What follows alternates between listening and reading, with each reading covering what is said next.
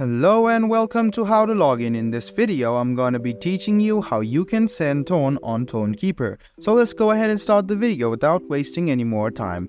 Open up the Tonkeeper app on your phone and download any of your data, or you can create a new account as well. So after you do this, you can see this interface. Go ahead and click on send.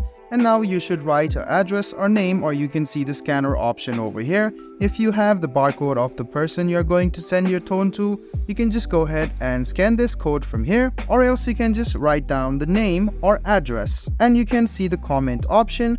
Go ahead and write down the comment as well. So after you do so, go ahead and click continue. So if the address or name is not correct or is not entered, or doesn't have a Tonkeeper account, this will not occur. So you can just go ahead and keep the name as the location as well. So after you do so, click continue, and you can send the money after you write down your bank details, log into your account, verify it, and send it. So this is how easy it is to send a tone in Tonkeeper.